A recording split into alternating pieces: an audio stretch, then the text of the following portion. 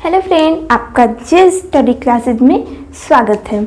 अभी तक हम पुष्पी पादपों में लैंगिक प्रजनन वाला चैप्टर पढ़ रहे हैं। आज का हमारा लेक्चर 4 है। देखिए, इससे पहले हम क्या पढ़ चुके, इससे पहले हम पुंकेसर के बारे में हम डिटेल रूप से जान चुके।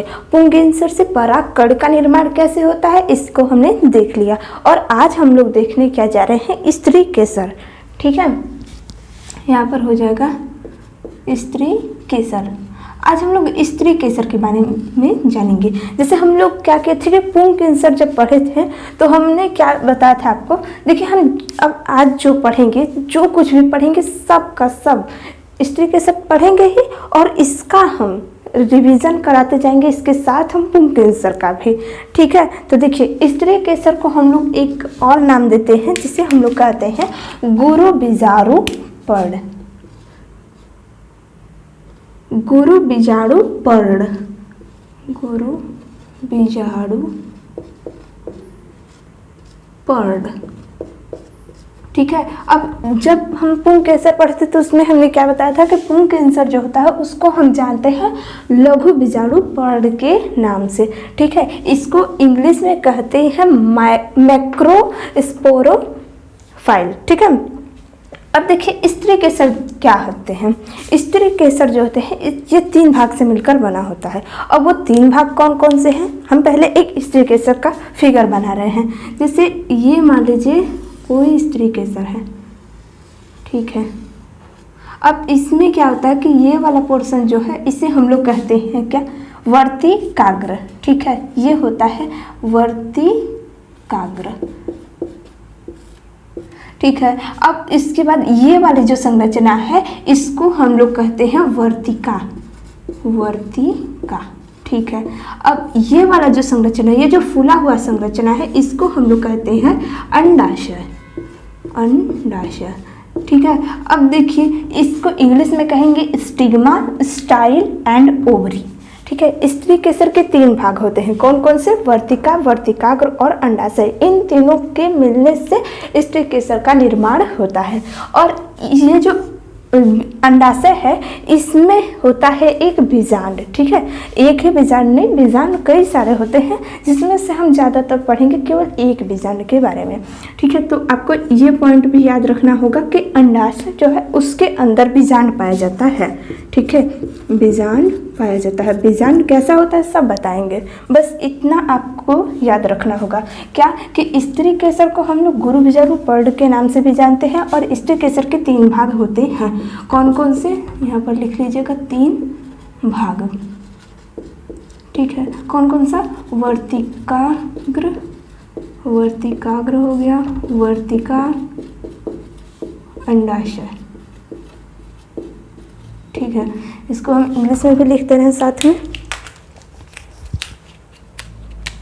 इसे कहेंगे स्टिग्मा, इंग्लिश में इसे कहेंगे स्टाइल, इसे कहते हैं ओवरी।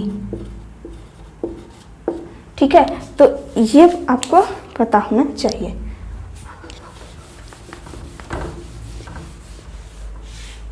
अब देखिए हम क्या पढ़ने जा रहे हैं।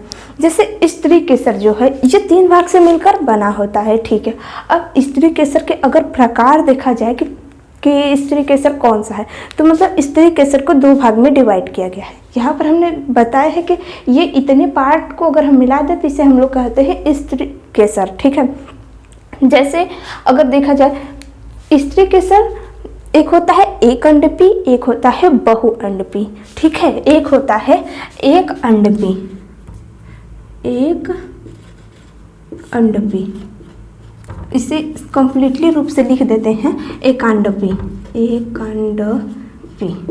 ठीक है, एक होता है एकांडपी, एक होता है बहुअंडपी। ठीक है, बहुअंडपी। अब ये क्या होता है, देखिए एक अंडपी और बहुअंडपी। अब ये जो होता है बहुअंडपी, इसके पुनः 2 भाग होते हैं। कौन कौन से होते हैं, वो होता है युक्तांडपी, युक्तांडपी। ठीक है, एक होता है युक्तांडपी, एक होता है वियुक्तांडपी, वियुक्तांडपी। ठीक है, देखिए स्त्री केसर जो है इसके 3 भाग होते हैं, वर्तिकाग्र, वर्तिका, अंडाशय। अब स्त्री केसर को 2 भाग में हम डिवाइड करते हैं, एक होता है एक अंडपी, एक होता है बहुअंडपी। बहुअंडपी को हम फिर से 2 भाग में बांट देते हैं। अब इसे आप यहाँ पर लिख सकते हैं, ये किसके भाग हमने बताया है, स्त्री केसर के। ठीक है, अब क्या होता है देखिए, अब एक अंडपी क्या है, बहुअंडपी क्या है, और युक्तांडपी, वियुक्तांडपी क्या होते हैं, समझिए। एक अंडपी क्या होता है, अगर किसी पुष्प में केवल एक वर्तिकाग्र हो, एक वर्तिकाग्र, ठीक है, एक वर्तिकाग्र हो, एक वर्तिका हो, ठीक है, वर्तिका हो, और एक अंडाशय हो, एक अंडाशय हो, तो ऐसे पुष्प को हम एकांडपी पुष्प कहते हैं। एकांडपी पुष्प किसे कहेंगे, जिसमें केवल एक वर्तिकाग्र हो, एक वर्तिका हो और एक अंडाशय हो। ठीक है, ये तो आपको पता चल गया होगा कि हाँ ठीक है, ये एकांडपी हो गया। अब क्या हम पढ़ने जा रहे हैं, देखिए अब हम पढ़ेंगे बहुअंडपी। बस एकांडपी में इतना ही है। सबसे ज़्यादा इम्पॉर्टेंट है हम लोग के सिलेबस में, एनसीईआरटी में, युक्तांडपी और वियुक्तांडपी, बस यही हम लोग को पढ़ना है। तो इसके लिए हम क्या करेंगे, यहाँ पर हम एक बता दे रहे हैं कि बहुअंडपी के तो 2 प्रकार हैं, युक्तांडपी, वियुक्तांडपी। तो हम युक्तांडपी को बताने जा रहे हैं। ठीक है, हम दोनों को कंपेरिजन करेंगे तो सही रहेगा। यहाँ तक चलिए हम बता दे रहे हैं पर युक्तांडपी, और यहाँ पर है वियुक्तांडपी, वियुक्तांडपी। अब ये क्या होते हैं देखिए,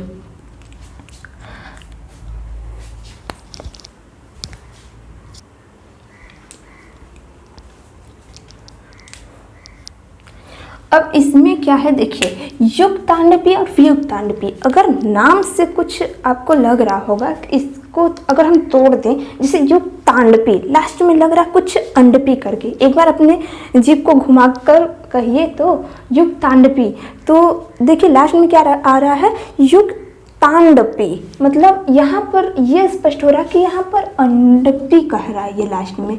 ठीक है, और इसी तरह इसमें भी है वियुक्तांडपी, मतलब यहाँ पर भी लग रहा है कि यहाँ पर अंडप या अंडपी आ रहा है लास्ट में।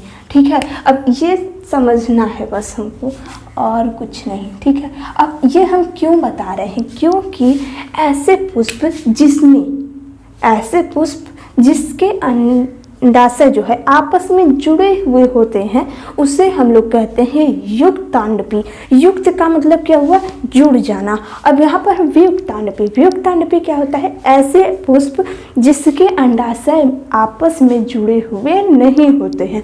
जैसे मान लीजिए हमने अभी एक फूल बनाया था इस तरह से, ठीक है, तो हमने आपको बताया कि ये वर्तिकाग्र है, ये वर्तिका है, ये अंडाशय है। हमें पता है ना कि वर्तिकाग्र, ये वर्तिका और ये अंडाशय। ठीक है, अब युक्तांडपी में क्या होता है कि यहाँ पर तो केवल हमने एक अंडाशय को दिखाया। इसी तरह अगर मान लीजिए हम कोई पुष्प ले लेते हैं, ठीक है, ये कोई पुष्प है, इसमें हम क्या किए कि एक इस तरह से दिखा दिए संरचना, फिर एक यहाँ पर भी हमने एक पुष्प लिया, इस तरह से दिखा दे रहे हैं। ठीक है, अब इस तरह से दिखाने पर क्या होता है देखिए, अगर इस पुष्प को देखा जाए केवल, ठीक है, इस पुष्प को अगर हम देखें ध्यान से, तो सभी के अंडप जो हैं एक दूसरे से मिले हुए नहीं है। तो ये किस भाग में आएगा, युक्तांडपी, वियुक्तांडपी की युक्तांडपी। हमने क्या बोला कि यहाँ पर वियुक्तांडपी है, मतलब अंडाशय जो है, ठीक है, अंडाशय जो है यह आपस में मिले हुए नहीं होते हैं, और इसमें जो अंडाशय है यह आपस में मिले हुए होते हैं। तो ये किस में आएगा, युक्तांडपी में कि वियुक्तांडपी में, सभी के अंडे आपस में जुड़े हुए नहीं है। तो ये किसके पार्ट है, ये है वियुक्तांडपी के पार्ट। ठीक है, अब युक्तांडपी में क्या आएंगे देखिए, युक्तांडपी में सेम यही पुष्प रहेगा। ठीक है, हम मान लेते हैं कि ये पुष्प हो गया, बड़ा सा दिखा दे रहे हैं थोड़ा। ठीक है, इस तरह से हमने दिखा दिया। अब क्या होता है देखिए, इसमें वर्तिकाग्र जो है इस तरह से है, ठीक है, अलग अलग दिखा दे रहे हैं। ये हो गया, फिर उसके बाद इसमें फिर ये, मतलब इस तरह से हम दिखा दे रहे हैं, ठीक है। अब क्या होता है कि इन सभी के अंडाशय जो हैं, इन सभी के अंडाशय आपस में अगर देखा जाए तो ये मिले हुए हैं, ठीक है। अगर देखिए वर्तिकाग्र जो है सभी के अलग हैं, वर्तिका जो है वो भी सभी के अलग है, लेकिन अंडाशय आपस में मिले हुए हैं, तो ये आता है युक्तांडपी के पार्ट। युक्तांडपी में क्या होता है, अंडाशय आपस में जुड़े हुए होते हैं।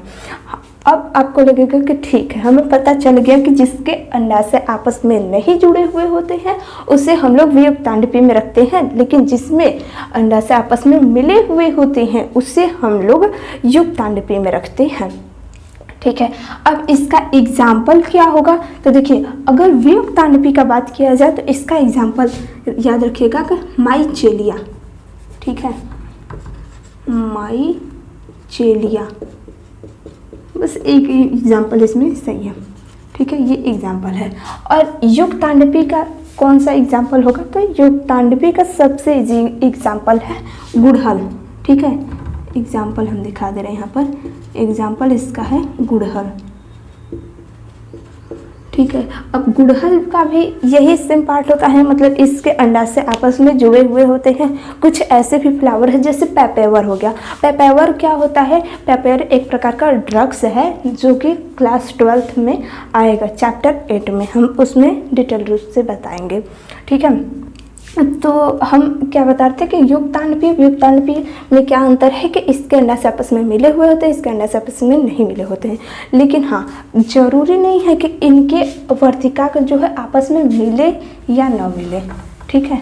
फिर देखिए यहाँ पर क्या होता है, जैसे मान लीजिए एक कोई पुष्प है, ठीक है, अगर हम केवल एक पुष्प दिखा दे रहे हैं, ये मान लेते हैं वर्तिका है, ठीक है। इसमें हम क्या किए हैं कि इस तरह से डिनोट कर दिए,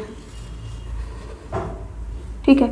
अब हम पूछ लें इसमें कि ये युक्तांडपी है या वियुक्तांडपी है। अब हम इसमें हमारा क्वेश्चन क्या है कि ये युक्तांडपी है ये वाला जो फ्लावर है या फिर वियुक्तांडपी, तो आपका आंसर आना चाहिए कि इसके अंडाशय आपस में नहीं मिले हुए हैं, मतलब ये वियुक्तांडपी का पार्ट है। तो इससे हमें ये स्पष्ट हो रहा है कि अंडाशय मिले, इससे हमें ये स्पष्ट हो रहा है कि इनके वर्तिकाग्र मिले या न मिले, ठीक है। वर्तिकाग्र जो है आपस में मिल जाए या न मिले, लेकिन अंडाशय का न मिलना जरूरी है, किसमें, वियुक्तांडपी में। और युक्तांडपी में क्या होता है, युक्तांडपी में सेम यही पार्ट होता है। जैसे मान लेते हैं कि ये फ्लावर है, ठीक है, यहाँ पर इस तरह से डिनोट कर दी। अब हम पूछ लें कि ये युक्तांडपी के पार्ट है कि वियुक्तांडपी, इसमें तो अंडाशय आपस में मिले हुए हैं, मतलब ये युक्तांडपी का पार्ट है। ये आपको याद रखना होगा कि युक्तांडपी और वियुक्तांडपी में क्या अंतर है। हम एक बार यहाँ पर लिख दे रहे हैं, हमने यहाँ पर इसका परिभाषा लिख दिया है, हमने वियुक्तांडपी का लिखा है। अब देखिए कैसे हमने लिखा, जिस पुष्प में अंडाशय आपस में नहीं मिले हुए होते हैं, चाहे उनके वर्तिकाग्र आपस में मिले हो या न मिले हो, वियुक्तांडपी कहलाते हैं, ठीक है, वियुक्तांडपी कहलाते हैं। ये हमने वियुक्तांडपी का परिभाषा लिखा। अगर हमें युक्तांडपी का लिखना है तो हम कैसे लिखेंगे, बस देखिए अंतर हमारा क्या रहेगा कि जिस पुष्प में अंडाशय आपस में मिले हुए, तो हम यहाँ पर नहीं को हटा दिए, ठीक है, आपस में मिले हुए होते हैं, चाहे उनके वर्तिकाग्र आपस में मिले हो या न मिले हो, युक्तांडपी कहलाते हैं। बस हो गया डेफिनेशन युक्तांडपी और वियुक्तांडपी का, ठीक है। आप एक बार स्क्रीनशॉट ले लीजिए। अब हम लोग पढ़ने जा रहे हैं अंडाशय के बारे में। देखिए अंडाशय क्या होता है, अंडाशय कहाँ पाया जाएगा, अंडाशय कहाँ पाया जाएगा, अंडाशय का खुद एक जगह है, ये संरचना होता है, ठीक है। अब देखिए इसमें क्या होता है, ये तो आपको पता चल ही गया होगा कि ये वर्तिकाग्र है, ये वर्तिका। अंडाशय के बारे में हम लोग पढ़ने जा रहे हैं, ठीक है। अंडाशय के अंदर की संरचना, अंडाशय के अंदर ठीक है। अब देखिए अंडाशय के अंदर हम लोग पढ़ने जा रहे हैं, इसके अंदर जो पार्ट पाया जाएगा उसे हम लोग कहेंगे गुरु बीजाणु धानी। ठीक है, गुरु बीजाणु धानी कहते हैं। जब हम पुंग कैंसर के बारे में पढ़े थे तो हमने आपको बताया था कि उसे हम लोग लघु बीजाणु धानी कहते हैं, लेकिन स्त्री कैंसर के बारे में हम लोग पढ़ने जा रहे हैं तो यहाँ पर आपको पता होना चाहिए कि इसे हम लोग गुरु बीजाणु धानी कहते हैं। अब क्या होता है कि इस अंडाशय में एक छोटी सी संरचना यहाँ पर पाई जाती है। अब इस संरचना को हम लोग क्या कहते हैं, तो इसे हम लोग कहते हैं अपरा। ठीक है, अपरा, अपरा कहिए या बीजांडासन, बीजांड आसन। ठीक है, प्लेसेंटा कहते हैं इंग्लिश में। अब ये क्या करता है, देखिए ये, अब उसके बाद हम इसका कार्य भी बताएंगे, लेकिन पहले हम संरचना बता दे रहे हैं, उसके बाद हम उसका कार्य एक बार में पूरा लिखवा देंगे। इसके बाद क्या होगा कि यहाँ पर एक संरचना पाई जाती है इस तरीके से। ठीक है, अब इसे हम लोग कहते हैं बीजांड वृंत। ठीक है, इसे हम लोग कहेंगे बीजांड वृंत। अब बीजांड वृंत क्या होता है, पहले हम एक बार इसका संरचना पूरा बना दे रहे हैं, फिर आपको अच्छे से क्लियर हो जाएगा। नहीं, बार बार हम इस तरह से ले जाएंगे तो उल्टा हमको लगता है। अब ये पार्ट हो गया। ठीक है, अब देखिए इसमें क्या होता है। अब इसमें क्या है, देखिए ये जो अपरा है ये क्या करता है, इसे हम लोग कहते हैं बीजांड वृंत। किसे, इस वाले पोर्शन को। ठीक है, ये जो लंबी सी संरचना है इसे हम लोग कहते हैं बीजांड वृंत। ठीक है, अपरा का क्या कार्य है इसे देखेंगे, फिर बीजांड वृंत इसे कहेंगे, और ये वाली जो संरचना है इसे हम लोग कहते हैं नाभिका। ठीक है, नाभिका। इसके अंदर एक आवरण पाया जाता है जिसे हम लोग कहते हैं अध्यावरण। ठीक है, ये जो संरचना है इसे हम लोग कहते हैं अध्यावरण, अध्यावरण। ठीक है, अब देखिए, अब इसका बाहर वाला जो पोर्शन है, ये सब जो दिख रहा है, इसे हम लोग क्या कहेंगे, तो इसे हम लोग क्या कहते हैं, देखिए ये वाला जो संरचना है इसे हम लोग कहते हैं बीजांड द्वार, बीजांड द्वार। अब ये बीजांड द्वार, अब बीजांड द्वार का ठीक ऑपोजिट वाला पार्ट जो है उसे हम लोग कहते हैं निभाग, मतलब ये वाला पोर्शन निभाग कहलाता है। ठीक है, निभाग हो जाएगा। निभाग क्या है, यह बीजांड द्वार का ऑपोजिट वाला साइड जो है। ठीक है, देखिए अगर यहाँ पर बीजांड द्वार है तो निभाग यहाँ पर पाया जाएगा, अगर बीजांड द्वार यहाँ पर पाया जाता है तो ये जो निभाग है वो यहाँ पर पाया जाता है। ठीक है, अब इसके अंदर ये जो स्थान है इस यहाँ पर पाए जाते हैं बीजांड काय, और पुंग कैंसर में क्या पाए जाते थे, बीजाणु जन उत्तक, तो यहाँ पर पाए जाते हैं बीजांड काय, इस तरह से पाए जाते हैं। ठीक है, अब ये बीजांड काय होते हैं। अब हम यहाँ पर इसे दिखाते रहे कि बीजांड काय। ठीक है, इतना पार्ट इम्पॉर्टेंट है। हमने जो पार्ट, ज़्यादा पार्ट हमने नहीं लिखा, 1 2 3 4 5 6 7 नाम तो आपको याद होने ही चाहिए। अब इनमें से हमें 3 कार्य पढ़ने होंगे, किसके किसके, तो हमें 3 कार्य किसका किसका पढ़ना है। एक इसका मतलब नाभिका का क्या कार्य है, एक बीजांड वृंत का, और एक बीजांडासन की या अपरा का क्या कार्य है।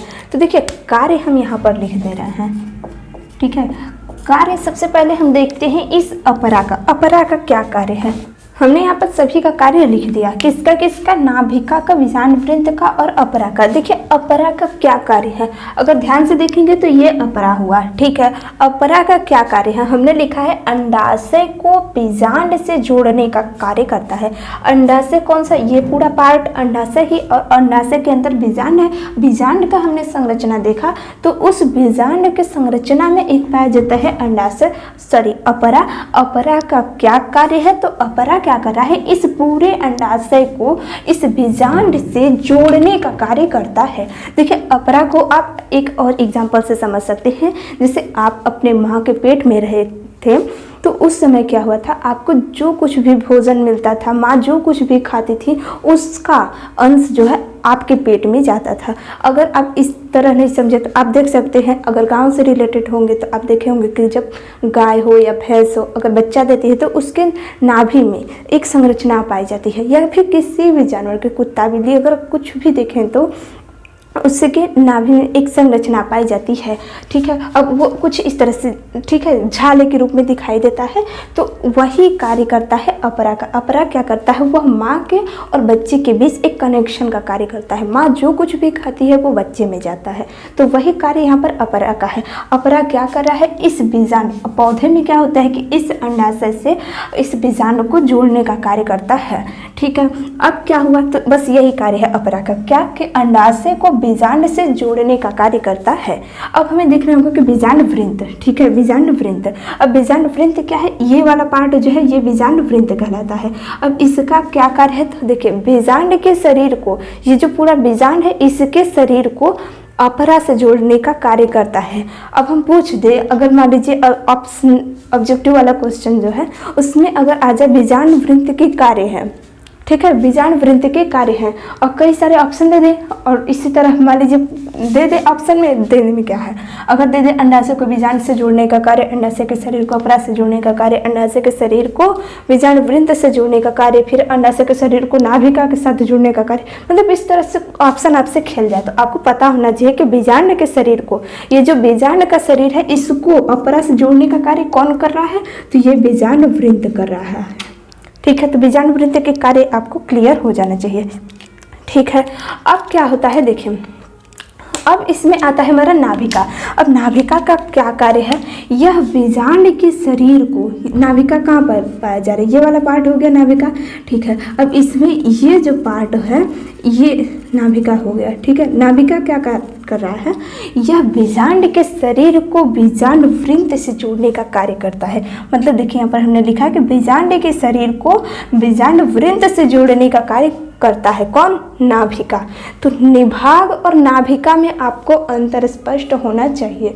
ठीक है, तो आप इस तरह भी याद कर सकते हैं कि हमें इस अंडाशय की संरचना में 3 कार्य पढ़ना है। जैसे हमने पुंकेसर में बताया था ना कि बाह्य त्वचा, फिर अंतः त्वचा, टेपिटम, इन सब का कार्य होता है कुछ, तो उसी तरह स्त्री के शरीर में केवल 3 कार्य पढ़ना है। किसका किसका, अपरा का, बीजांड वृंत का और नाभिका का। ठीक है, तो हमने तीनों कार्य आपको दिखा दिया, एक बार आप नोट कर लीजिए। फिर हम क्या करेंगे, इस बीजांड काय से, ये जो बीजांड काय है इससे हमें अंडाशय का निर्माण करना है आज के लेक्चर में ही। ठीक है, अगर हम नहीं करेंगे आज तो हम लोग का चैप्टर जो है बहुत लंबा हो जाएगा। एक बार हमने सभी पार्ट को इंग्लिश में लिख दिया है, जैसे निभाग हो गया, इसको इंग्लिश में चलाजा कहते हैं, कुछ लोग कैलाजा भी कहते हैं। ठीक है, आपका जो मन कहिए, चलाजा कहिए या कैलाजा। ठीक है, अध्यावरण को इंग्लिश में कहते हैं इंटेगमेंट। बीजांड काय इसे इंग्लिश में कहते हैं न्यूसेलस। नाभिका को कहते हैं हाइलम। बीजांड वृंत को कहते हैं फ्यूनिकल। अपरा और बीजांड नसन को कहते हैं प्लेसेंटा। फिर बीजांड द्वार इसे हम लोग कहते हैं माइक्रोपाइल। ठीक है, तो हमने सभी पार्ट को इंग्लिश में भी लिख दिया। अब आप चाहे तो एक बार स्क्रीनशॉट ले सकते हैं। हमने यहाँ पर एक संरचना बनाया है बीजांड का, जो पुष्प के वो अंडाशय जो था उसके पार्ट में यहाँ पर हमने बनाया था ना बीजांड को, उसको हमने बाहर निकाल दिया। अब इसमें आपको पता ही होगा कि इस तरह से गोल गोल पाए जाते हैं क्या, बीजांड काय। ठीक है, अब इस बीजांड काय में क्या करना है, देखिए जैसे वो पुंकेसर जब हम लोग पढ़े थे तो उसमें हमने आपको बताया था कि बीजाणु जन उत्तक पाए जाते हैं वहाँ पर। तो उसमें क्या हुआ था कि उसमें से हमने 4 कोशिका को लिया था। हम यहाँ पर क्या करेंगे, केवल 1 कोशिका को हम ले रहे हैं। ठीक है, 1 कोशिका, और यहाँ पर भी जितने भी ये बीजांड काय हैं सभी के सभी द्विगुणित अवस्था में हैं। ठीक है, ये जो बीजांड काय है, बीजांड काय, ठीक है, ये किस फॉर्म में है, ये सभी के सभी द्विगुणित हैं। तो इसमें से 1 कोशिका को हम बाहर ले रहे हैं। ठीक है, यह 2n की अवस्था में होता है। इससे हम लोग क्या नाम देंगे, इसे हम लोग देंगे नाम गुरु बीजाणु मातृ कोशिका। गुरु बीजाणु मातृ कोशिका। ठीक है, हमने यहाँ पर लिख दिया गुरु बीजाणु मातृ कोशिका। अब क्या करते हैं, देखिए उसमें हमने क्या बनाया था, लघु बीजाणु मातृ कोशिका। वहाँ पर हमने अर्धसूत्री विभाजन करा था, तो यहाँ पर भी हम अर्धसूत्री विभाजन कराते हैं। ठीक है, अर्धसूत्री विभाजन करा देते हैं पहले। अर्धसूत्री विभाजन। अब देखिए यहाँ पर हमने अर्धसूत्री विभाजन करा दिया, तो हमने आपको क्या बताया था कि अगर अर्धसूत्री विभाजन होता है तो एक कोशिका से 4 कोशिका का निर्माण होता है। तो 1 2 3 4, ठीक है। अब जहाँ पर द्विगुणित अवस्था में तो ये अगुणित में कन्वर्ट हो जाएंगे, मतलब डिप्लॉइड से हैप्लॉइड में, तो यह n के फॉर्म में आ जाते हैं, ठीक है। अब जैसे ये n के फॉर्म में आते हैं तो यहाँ पर क्या होता है, इन सबको हम अब दिखा दे रहे हैं यहाँ पर, ठीक है। इसमें ये जो कोशिका है यहाँ पर हो गया, ठीक है। अब इसने 4 को बना दिया, तो हम डायरेक्ट इसी को लिख दे रहे हैं यहाँ पर इस तरह से, ठीक है। अब ये देखिए, अब हम क्या पढ़ रहे हैं, इस समय हम क्या पढ़ रहे हैं, इस समय हम पढ़ रहे हैं गुरु बीजाणु जनन, ठीक है, गुरु बीजाणु जनन। हम वहाँ पर क्या पढ़े थे उनके आंसर में, लघु बीजाणु जनन। अब हम यहाँ पर पढ़ने जा रहे हैं गुरु बीजाणु जनन। गुरु बीजाणु जनन क्या हुआ, अन्य हुआ, उसके अंदर बीजाणु काय पाया गया जो कि द्विगुणित अवस्था में है। इसमें से हमें कोशिका को बाहर लिए, जिसे गुरु बीजाणु मातृ कोशिका कहते हैं। इस गुरु बीजाणु मातृ कोशिका में अर्धसूत्री विभाजन होता है, जिससे गुरु बीजाणु का निर्माण होता है, गुरु बीजाणु का निर्माण होता है।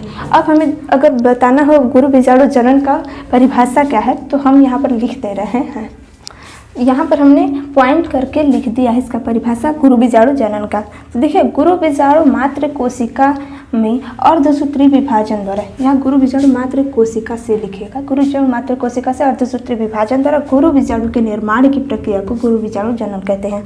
अब इसके थ्रू समझ सकते हैं क्या, गुरु बीजाणु मातृ कोशिका में अर्धसूत्री विभाजन द्वारा गुरु बीजाणु के निर्माण की प्रक्रिया को गुरु बीजाणु जनन कहते हैं, ठीक है। अब हम क्या करने जा रहे हैं, देखिए, अब हम इन सभी को हटा दे रहे हैं यहाँ पर,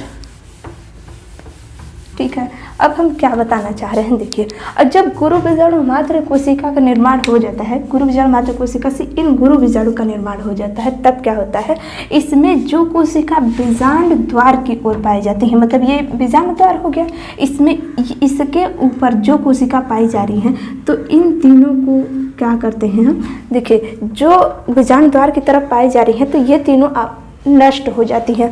अब वो नष्ट क्यों होती है, क्योंकि यह जो है, ये तीनों नष्ट हो करके इस कोशिका को जो निभाग की तरफ पाया जा रहा है, मतलब ऊपर की तरफ पाया जा रहा है, उसको पोषण देने का कार्य करती हैं। कौन, ये तीनों नष्ट होकर के, मतलब अपने आप को नष्ट करके इसको जीवित रखना चाह रही है, मतलब इसको पोषण देने का कार्य करती हैं। तो इसमें आपको याद रखना होगा कि इस गुरु बीजाणु में से 3 कोशिका जो है, ठीक है, 3 कोशिका जो है वह नष्ट हो जाती हैं। केवल एक ही गुरु बीजाणु जो है, केवल एक ही गुरु बीजाणु क्रियाशील होता है, एक ही गुरु बीजाणु क्रियाशील होता है, ठीक है। केवल एक ही गुरु बीजाणु जो है इसमें केवल क्रियाशील होता है, 3 कोशिका नष्ट हो जाती हैं। अब नष्ट होने पर क्या होगा, देखिए, हम यहीं पर दिखा दे रहे हैं। अब क्या होगा, फिर से यही बीजांड काय रहेगा,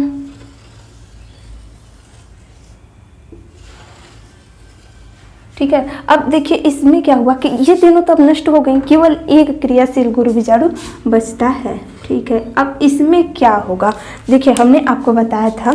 अब इसी प्रोसेस को हम यहाँ पर क्या कर रहे हैं, रोक रहे हैं। अब थोड़ा सा हम आपको इसके अंदर वाला पोर्शन दिखा रहे हैं। अब हम केवल बार बार बीजांड नहीं बनाएंगे, बल्कि एक पोर्शन को हम बनाने जा रहे हैं, या फिर आप इस तरह से यहाँ पर दिखा सकते हैं, इस तरह से करके, ठीक है। अब हम क्या करने जा रहे हैं कि ये वाला जो पोर्शन हमने बनाया है, इसमें एक कोशिका बचा है अब, ठीक है। इसमें से 3 नष्ट हो गए तो केवल एक ही बचा।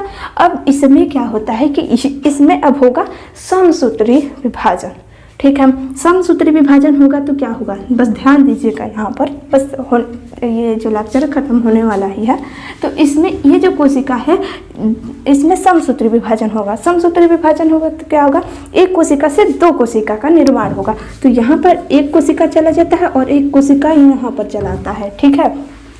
इस कोशिका में क्या हुआ, समसूत्री विभाजन हुआ। जैसे समसूत्री विभाजन हुआ, एक कोशिका से 2 कोशिका का निर्माण हुआ। फिर यही प्रोसेस होगा, अब इसमें क्या होगा, अब इन दोनों में फिर से समसूत्री विभाजन होगा, जिससे इस कोशिका से 2 कोशिका का निर्माण हो जाएगा और इस कोशिका से 2 कोशिका का निर्माण हो जाता है। ठीक है, अब क्या होगा, अब इस अवस्था में जैसे ही आती है कोशिका, फिर एक कोशिका हम मान लीजिए बना दिए। ठीक है, अब इसमें क्या होगा, इनमें फिर से समसूत्री विभाजन होता है। अब क्या होगा, देखिए इस कोशिका से, और पेन से डिनोट कर दें, देखिए इस कोशिका से एक कोशिका का निर्माण, फिर इसने समसूत्री विभाजन किया तो इसने एक और कर दिया। ठीक है, अब इसमें क्या हुआ कि ये तो पहले ही था, इसने समसूत्री विभाजन किया, फिर एक कोशिका का निर्माण हो गया, मतलब 2 से 4, 1 से 2 का निर्माण हुआ, 2 से 4 का निर्माण हुआ। सेम वही प्रोसेस, ये पहले से ही था, इसने समसूत्री विभाजन किया, ये पहले से ही था, इसने समसूत्री विभाजन किया। अब इस अवस्था में आ जाते हैं, जैसे ही ये अवस्था आती है, ठीक है, यहाँ पर हम बता दे रहे हैं, वहाँ के बाद देखिएगा, ये अवस्था जैसे ही आती है, ये वाला, इसमें से ये जो एक कोशिका है ये और इसमें से एक कोशिका, दोनों बीच में आ जाते हैं। ठीक है, तो ऊपर कितना बचेंगे, 1 2 3 बचा, नीचे 1 2 3 बचा। ठीक है, इसमें से 2 कोशिका बीच में आ जाते हैं, 1 और 2। इसे हम लोग क्या कहते हैं, इसे हम लोग कहते हैं ध्रुवीय केंद्रक। ठीक है, इसे हम लोग कहेंगे ध्रुवीय केंद्रक। ठीक है, ध्रुवीय केंद्रक। अब यहाँ पर हो जाएगा केंद्रक। ठीक है, अब इसका जो ऊपर वाला पोर्शन है और नीचे वाला जो पोर्शन है, इसे हम लोग क्या कहेंगे, ये जो दोनों हैं, ठीक है, इस बीच वाले को छोड़कर ये जो बगल वाली कोशिका है, इसे हम लोग कहते हैं सहायक कोशिका। ठीक है, सहायक कोशिका।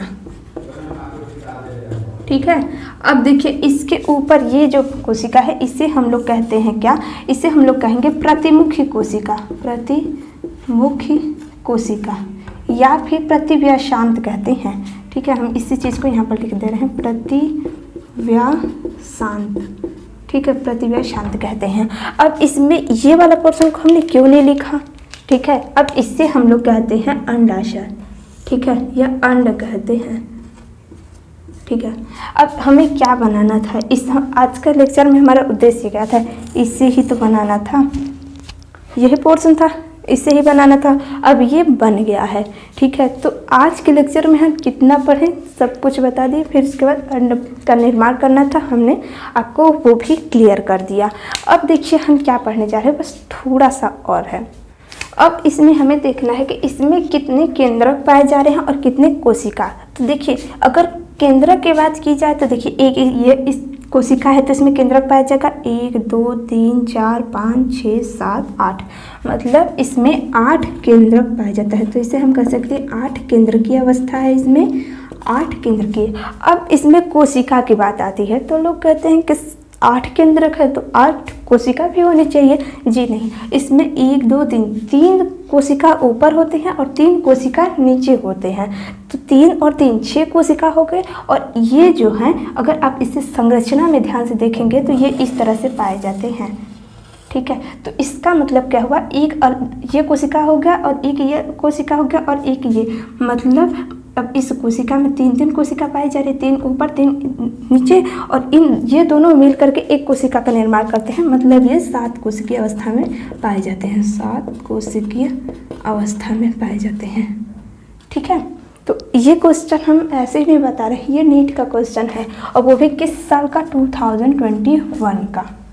ठीक है, आप पेपर उठाकर देख सकते हैं नीट का कि यह 8 केंद्र की अवस्था में पाए जाते हैं और 7 कोशिकीय अवस्था में पाए जाते हैं। अब देखिए जो कुछ भी हम जितना भी पढ़े हैं, ठीक है, बस जैसे ही ये अवस्था आती है, अब इस अवस्था का नाम हम अब रख देते हैं भ्रूण कोश। ठीक है, अब जैसे ये अवस्था आने पर इसका नाम हो जाता है भ्रूण कोश। ठीक है, बस इतना ही आज का हमारा लेक्चर था। तो आपको आज का लेक्चर कैसा रहा दोस्तों, आप हमें ज़रूर कमेंट बॉक्स में बताइएगा। अगर इस टॉपिक से रिलेटेड अगर आप कहीं पर भी कन्फ्यूजन है तो आप हमसे कमेंट के थ्रू पूछ सकते हैं। Thank you.